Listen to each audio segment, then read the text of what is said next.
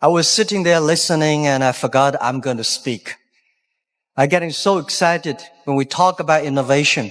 It's something that in the past 20 years, people say, Jack, what are you doing? I call myself innovation. But most people say you're crazy. You're doing something never exists. And I'm very, very honored to be invited here today. I think I want to say great congratulations for this great innovation center, the opening.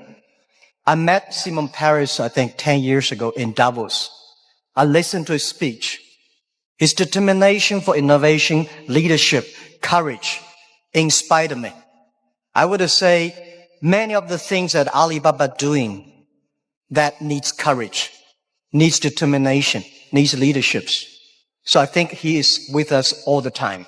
And I think this innovation center is also a gift for the 70th anniversary of Israel. 4 months ago, I came to Israel. This is my first trip to Israel. I came with 37 Alibaba senior executives. Why we came here? We got a lot of invitations, but the reason we came here because we had a huge debate among ourselves because of the competition, because of the pressure, because of all the things that are around us, the anxiety. And I say, let's go to Israel. When you are there, you know what competition means. When you're there, you know when the people surrounded you, how you can survive. And after 4 days, visited the government, companies, venture capitalists, and a lot of entrepreneurs, we learned 2 things. First is innovation. Second is chutzpah. The courage to challenge. And we find in Israel, innovation is everywhere. It's just like a water. It's just like a food. It's so natural. And I think to not discuss about innovation is the innovation in Israel. People here all talk about this. In the past 70 years, from my experience, for what we learned, that Israel people proved one thing. Even you have nothing, you have anything, right? You don't have anything. But if you have brain, if you have heart, you can make everything possible. From my understanding, brain is the place where you hold the knowledge, education, training. The heart is the place where you hold the wisdom. And IQ is the brain and EQ is the heart.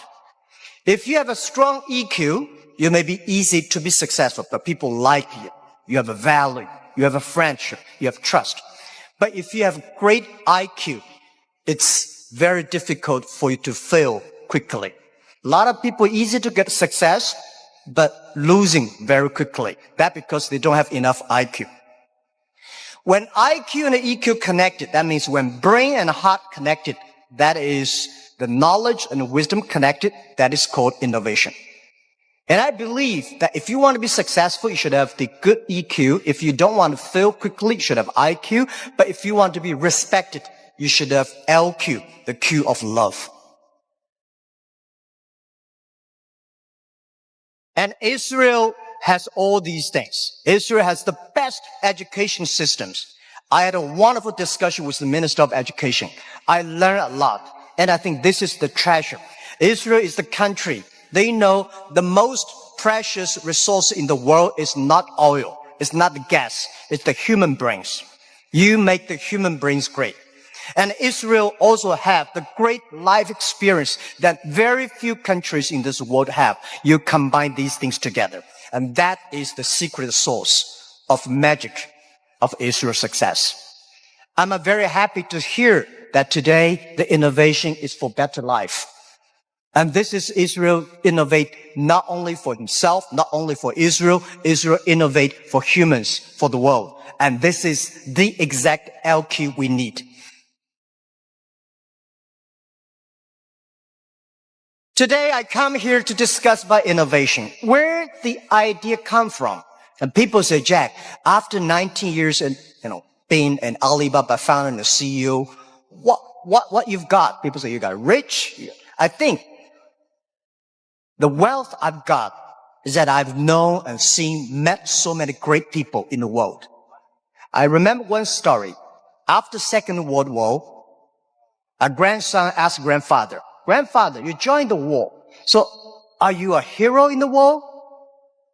The grandfather said, "No, I'm not the hero, but I have the honor to work with and fight together with all the heroes." I'm lucky enough in the past 19 years, I have the honor to meet so many great leaders and make so many great entrepreneurs, innovators. I think from them, I have the honor. This is my wealth. And I want to share with you. Most of innovations, not because they want to, because they were forced to. Israel, there's no water, no oil, no resources. And most people innovate for success. And I find Israel people innovate for survive.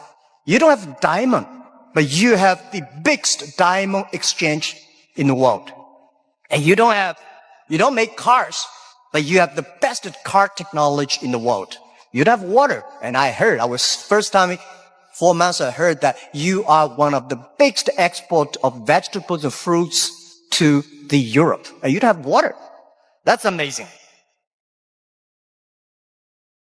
And the other thing is that Alibaba, people say, "Jack, you are amazing. How could you make such a huge investment in 9 years ago to develop cloud computing? And you know nothing about technology." That is true. I know nothing about technology. I'm scared of technology.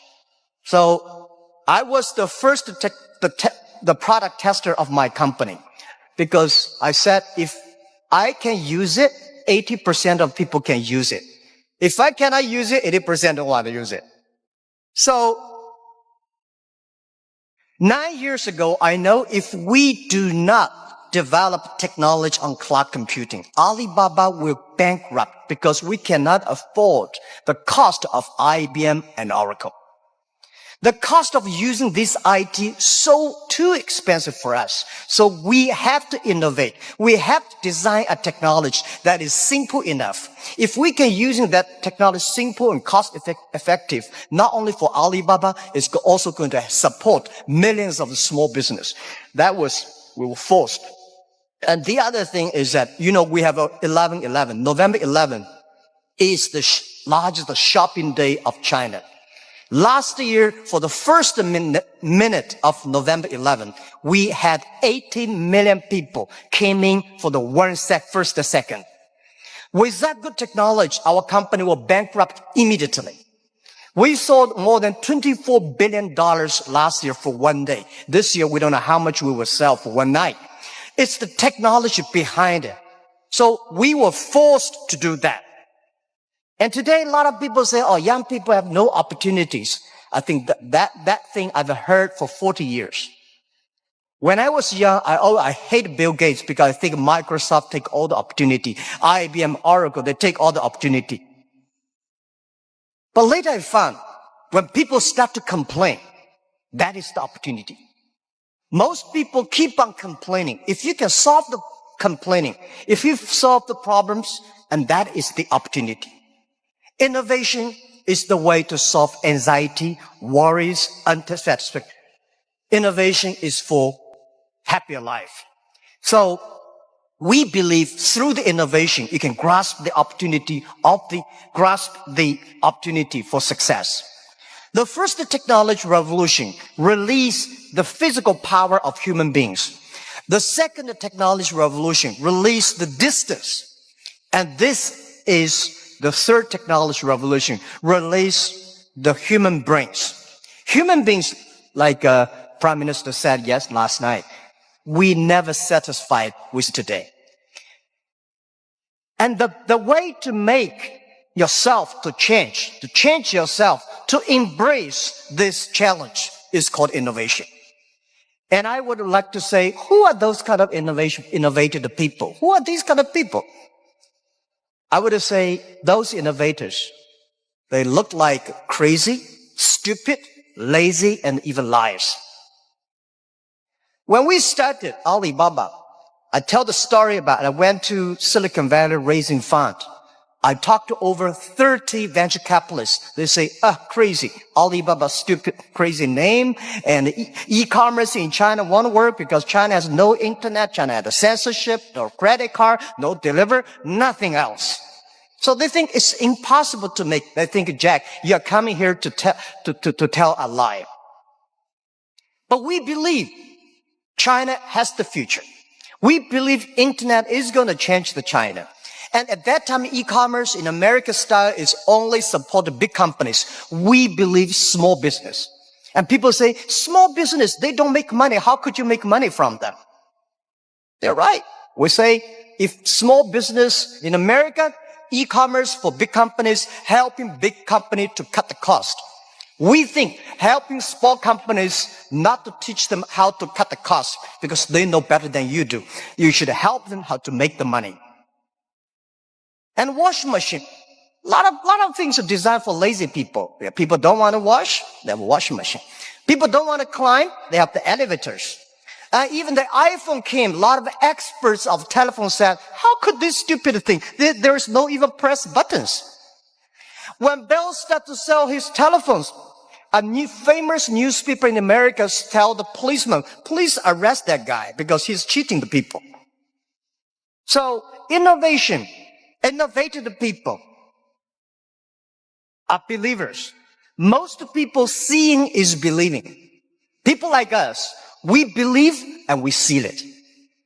Innovators, they are not one person. They are a group of people. So when you invest in money in somebody, you should see, does this guy have followers? If you have a group of people who are crazy like him, that would be great. I remember early 2000, I went to the United States to make my speech about internet in the future in China. I believe internet population in China will be bigger than the USA. People say, that is not true. My reason was very simple. China have 1.4 billion people. USA have only 300 million people. Make everybody online, 300 million, right? So China has a huge potential for that. But one of the guys said, Jack, what you're talking about, internet companies should have values and mission. That is crazy. And I say, sir, please come to my company. So I came to Hangzhou, my company, spent 1 week, and the day he left, he said, Jack, I know you're crazy, but I found 100 people in your companies, they're all crazy. Crazy people don't think they're crazy. They think people outside they're crazy. So, and most of the innovators are not very successful people. Because successful people, very difficult to change. I never try to convince successful people. They will tell you how they succeed. They will continue to do this. Those people who don't succeed, they always want to succeed. So one of the reasons why Alibaba succeed 20 years ago, we never try to convince those people who are successful. We try to spend time on the people who are 18 years old, 20 years old. They are not successful. So 20 years later, they become successful. We become successful. That is how we did it. Now, most of the people who buy online, they are 35 to 40. 20 years ago, they only spent $2. Now they spend $3,000. That is the difference. Innovation has nothing to do with the technology. Technology is just a way to do. When we talk about innovation, everybody say, high technology. It's not about that. Innovation, everybody can do it. Right? Those people who do not know anything like technology, like me, we can find those people, rely on these people, try those people who have the technology. In our site, our Alibaba site, there's one guy selling shoes 48 inches only. And I say, how can this guy sell shoes for 48 inches? And we find out he's very innovative because people with 48 inches feet, difficult for him to buy shoes in the shops. There's only one on the online. And there are a lot of innovative ways. Those guys design, lazy guys, they watch TV lying on the sofa. So they designed a specific glass that you can lie on the sofa, watch on TV. They sell perfectly. And there are also some guys helping people to write letters to say goodbye to boyfriends and girlfriends. And writing resign letters to bosses. There are a lot of crazy, interesting ideas. They are all wonderful sellers. And most of the innovations today are only talk. Innovation, they think it's an idea. Entrepreneurs make the innovation reality. So we have to show a real entrepreneur have to believe in the future, have to suffer, have to be ready for the terrible lives in the future. So I believe everybody has the ability of innovation, but you just don't spend the time to discover that. And lastly, very important, is the government. Now, we are entering into a new world. This world is going to be very complex, very disrupted, and every technology revolution caused world problem. The first technology revolution caused World War I. The second technology revolution caused World War II.